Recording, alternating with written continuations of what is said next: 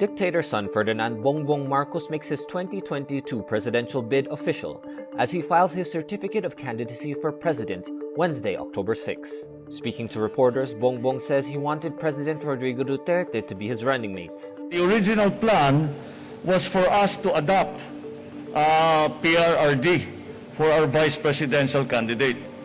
Pero sa mga nangyari noong nakaraang Sabado, nagbago lahat ng plano.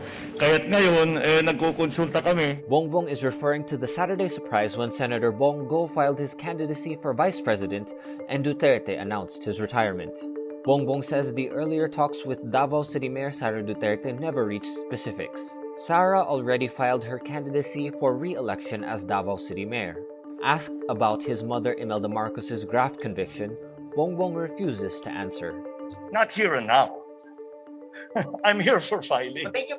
Imelda is enjoying temporary liberty as she was extended humanitarian consideration by the Sandigan Bayan because of old age. Meantime, Senators Ping Lacson and Tito Soto also filed their COCs for president and vice president the same day.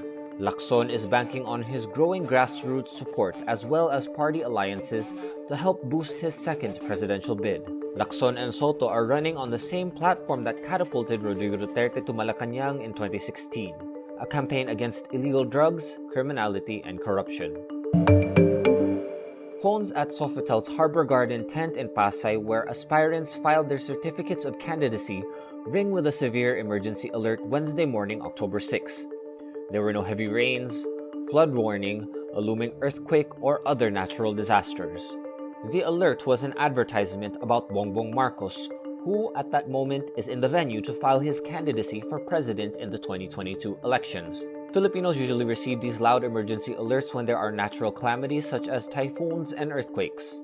The National Disaster Risk Reduction and Management Council, or NDRRMC, denies it had a hand in the emergency alert. NDRRMC Executive Director Ricardo Halad says private groups can arrange with telecommunication companies to send alerts.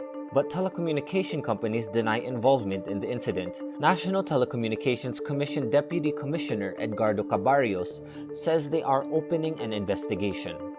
Most probably, galing yan sa illegal operation ng mga portable cell sites. House Deputy Minority Leader Carlos Zarate calls the stint an underhanded style of campaigning. Former lawmaker Nery Colmenares, who authored the law for emergency alerts, says it should not be used for vested personal interest of politicians.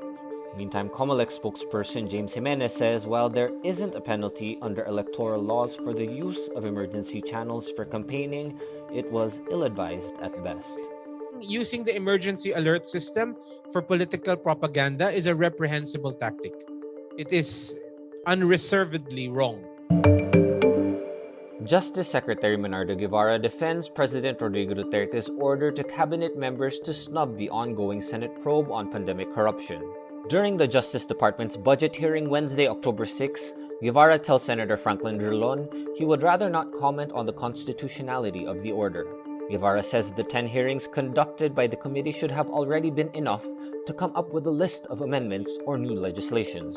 After Duterte's order, his cabinet members snubbed the Senate hearing on Tuesday, October 5. The usual resource speakers, former Chief of the Budget Department's Procurement Service Lloyd Christopher Lau and Health Secretary Francisco Duque III were absent. Tax Chief Cesar Dulay, who was initially in the Zoom, went offline after. Meantime, the official website of Senator Richard Gordon was knocked out for a few hours on Monday, October 4, due to a coordinated online attack. In a statement Wednesday, Gordon's office says the attack caused the senator's website www.dickgordon.ph to shut down from 7 a.m. to 1 p.m. on Monday. Gordon continues to lead the Senate's investigation into the Farmally scandal. Need more context, clarity, and perspective? Get the full picture with Rappler Plus. With exclusive content and events, you'll get an opportunity to discuss issues with reporters, experts, and featured guests while helping Rappler continue its fearless journalism. Join now.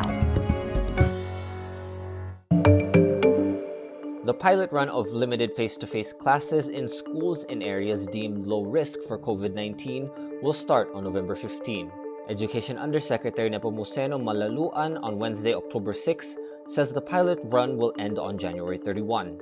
Malaluan says by end of December, the Department of Education is hoping to have an initial assessment of the run. Malaluan says 59 public schools passed the assessment of health officials to conduct the pilot face-to-face classes. He adds, DepEd will continue to assess nominated schools until the initial quota for the pilot run is reached. Visit Rappler.com for the full list of schools that have been approved for limited face-to-face classes. British singer Adele teases her first new music since her 2015 Grammy Award-winning album 25, with a video clip for the song Easy on Me.